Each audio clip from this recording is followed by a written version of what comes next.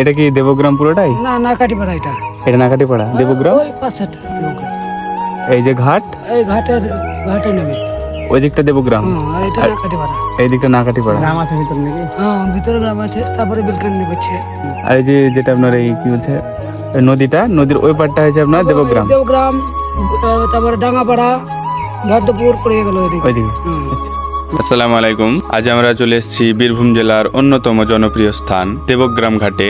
বর্ষার কারণে এই নদীর পানি অনেক বেড়েছে আর স্রোতেও বেশ তীব্র। আমি এখন যে রাস্তায় দাঁড়িয়ে আছি, আর কয়েকদিন যদি এমন বৃষ্টি চলতে থাকে তাহলে এই রাস্তাটাই হয়তো পানির নিচে চলে যেতে পারে। তখন এই পথে আর হেঁটে যাওয়া যাবে না, নৌকায় হবে একমাত্র ভরসা। ঘাটের ওপারে রয়েছে সেই পরিচিত দেবগ্রাম পার্ক। আজকের ভিডিওতে আপনাদের দেখাবো ঘাটের বর্তমান বর্ষাকালের সৌন্দর্য, নদীর অবস্থা এবং পুরো এলাকা ঘুরে দেখাবো আজকের এই দেবগ্রামের ভ্রমণ। আমরা এখন যাত্রা শুরু করছি আকালিপুর থেকে। সামনে এগোতেই চোখে পড়বে মুস্তফাডাঙ্গা উচ্চ বিদ্যালয়। এই এলাকার একটি সুপরিচিত শিক্ষা প্রতিষ্ঠান। চারপাশে সবুজ পরিবেশ আর গ্রামের শান্ত সৌন্দর্যের মধ্যে দিয়ে আজ আমরা ধীরে ধীরে এগিয়ে যাব দেবগ্রাম ঘাটের দিকে। পুরো পথ জুড়ে আপনাদের দেখাবো রাস্তার দৃশ্য, প্রকৃতি, মনোমুগ্ধকর পরিবেশ এবং পথে থাকা গুরুত্বপূর্ণ স্থানগুলো। তাই ভিডিওটি শেষ পর্যন্ত অবশ্যই আমাদের সঙ্গে থাকুন।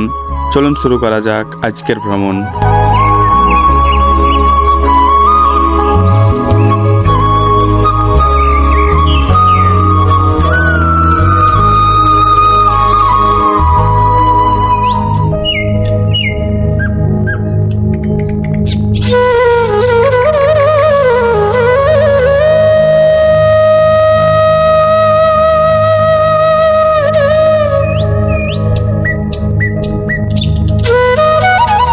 আমরা এখন এই রাস্তা দিয়ে সামনে এগিয়ে চলছি। রাস্তার দুই পাশে মাঝে মাঝেই কিছু ঘরবাড়ি দেখা যাচ্ছে, তবে এলাকাটি খুব একটা ঘনবসতিপূর্ণ নয়। চারিদিকে খোলা মাঠ আর সবুজ গাছপালা এবং শান্ত গ্রামের আবহাওয়া পুরো পথটাকে আরো সুন্দর করে তুলছে। চলুন সামনে এগিয়ে দেখি আমাদের জন্য আর কি কি অপেক্ষা করছে।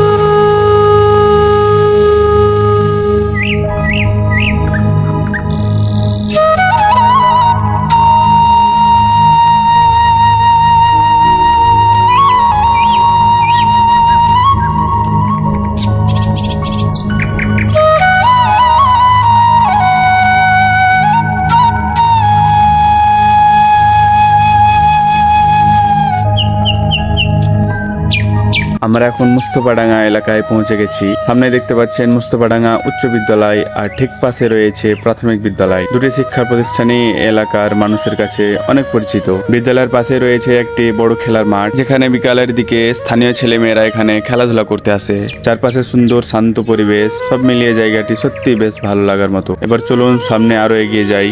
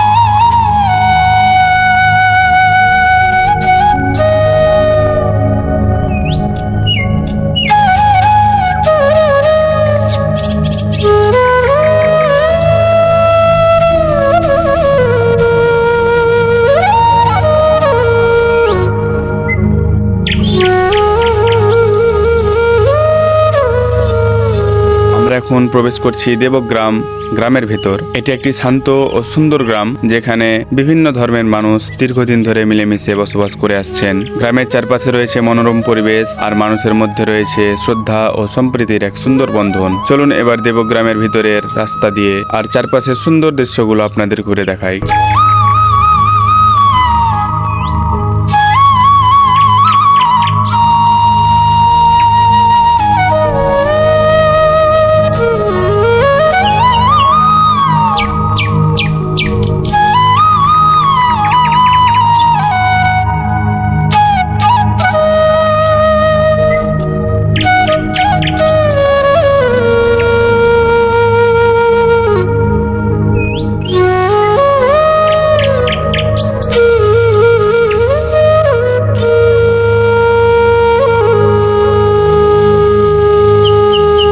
আমরা এখন প্রবেশ করছি দেবগ্রাম ঘাটে।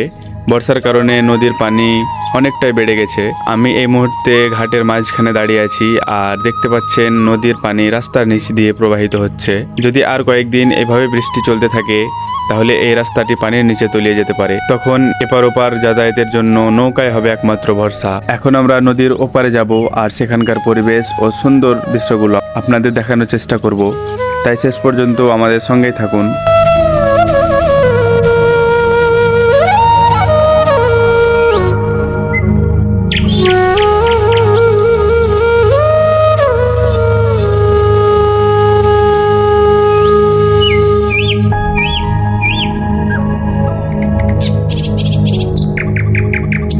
আমরা এখন নদীর বাঁধের উপর দিয়ে এগিয়ে চলছি। এই পথের দুই পাশে চোখ যত দূর যায় তত দূর পর্যন্ত সবুজ প্রকৃতি আর বড় বড় গাছ ছাড়া তেমন কিছুই দেখতে পাওয়া যায় না। আশেপাশে কোনো ঘনবসতি নেই বাড়ি ঘরের কোলাহল, শুধু শান্ত পরিবেশ, নির্মল বাতাস আর প্রকৃতির অপূর্ব সৌন্দর্য এই পথটিকে আরো আকর্ষণীয় করে তুলছে।